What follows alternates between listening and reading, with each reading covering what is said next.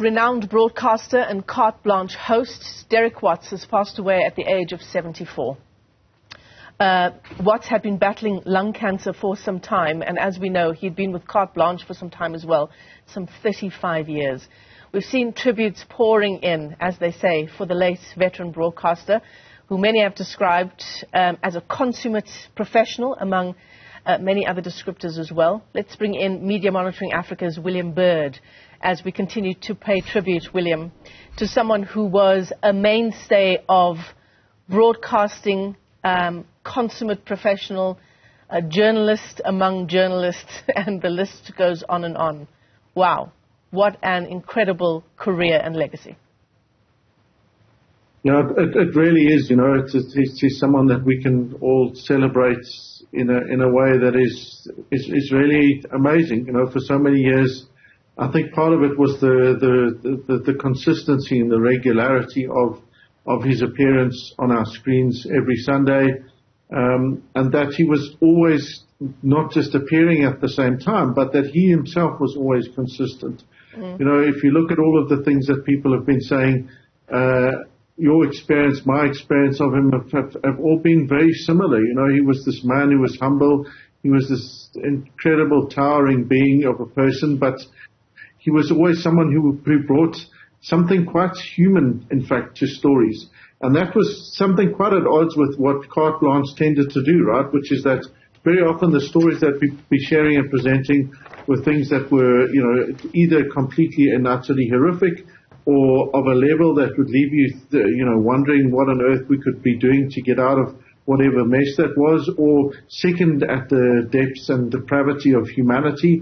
And yet there would be Derek, and he would be presenting something that would remind us that there are humans there. I think, and that humanity of him as a person is probably something that really stands out more than many of his other qualities, was that he was like the roast potato of your best Sunday meal, or your pup at your braai, because he was the thing that was warm and comforting and allowed you to deal with some of the more horrific things. And that's really quite different to the way that we normally think of journalists and the way that they tend to engage with people. They don't often engage in that in a manner that just manages to bring across that level of humanity and compassion. Yeah, and it was disarming, right?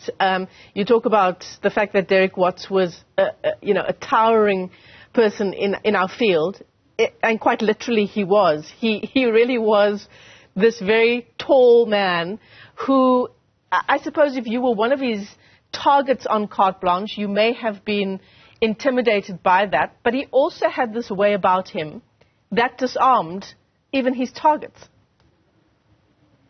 You know, as you say, I think that was part of his charm and his power. You know, it was that he would use that size. You know, it was like meeting a rugby player the first time, when you don't quite grasp just how large he is, and he's quite overwhelming, and yet he's completely personable and just there was something just generally really warm about him. So even though, as you point out, you know, he was often asking really difficult questions and putting people in a light that was really completely unflattering at best very often, he was, as I said, he always did it in a way that wasn't mean or offensive, and he didn't use that power and that size in a way to intimidate or belittle people. He used it very much as a means of going, wow, look, I'm this big guy, but actually I'm Derek Watts, you know, and I'm just going to ask you some incredibly hard questions, and then you can answer, maybe you won't, and you'll look terrible, but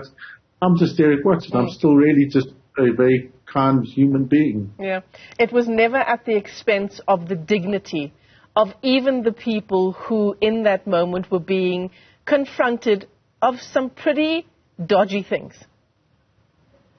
Yeah, exactly, and it's that and his consistency of approach, and that he didn't let those issues and the things that he was dealing with very often jade his perspective, you know, or the way that he engaged with people. And again, that was to show someone who's a complete scumbag compassion is really the mark of a deeply compassionate and humane human being. You know, it's something many of us, if you meet a scumbag, your tendency is to be repulsed by them or reviled, and yet he treated them with the same dignity and care and compassion as he would have, a colleague in his office, for example. Yeah, absolutely. I couldn't have put it better. To show someone compassion, someone who is a scumbag. Yeah, that's pretty accurate, William. And it speaks to the fact, it probably explains, why he was able to do this for 35 years, right? Because our industry and the kinds of stories that we do deal with on a daily basis, they can cause you to become quite the opposite of what we know Derek Watts to be. Yeah, there are people that, don't deal with it very well, and many of them can become nasty, cynical, and oftentimes quite offensive or ridiculing or belittling people because they have let that bitterness eat away at them and defeat them. And Derek, we could see, didn't let that happen. And, he grew to the point where he, reveled in the fact that he was seen as the face of depressing on a Sunday evening. And yet, he still allowed that to not undermine his compassion and his humanity. And those are the same, those are very rare qualities in any kind of person, let alone someone in the media sector who spends every week of their life looking at some of the most awful, despicable things. Yeah. One thing's for sure, our Sunday evenings are forever changed with the loss of Derek Watts, but it's also in good hands, largely due to the kind of mentoring we now know, just looking at some of the tributes of his colleagues, he was doing behind the scenes. Yeah, you're not going to find another one, but hopefully if there's any lesson any of us can take from him, it is to remember that level of compassion and humanity for people, even if you don't think that they genuinely, even if they don't actually deserve it. He would be the one that would remind us that that's the way you actually advance society. That's the way you deepen democracy. That's the way you promote media freedom. As an advert for journalism, it's just amazing, precisely because he shows this is what you can be. This is how you can and probably should treat people with compassion and humanity, even if they themselves didn't give it out in the way that they have dealt with the world. And even if they, quite frankly, didn't deserve it. William Bird, thanks very much for helping us to pay tribute for someone who was quite literally a towering figure on the media landscape. Derek Watts passing away at the age of 74. William, thanks for joining us this morning.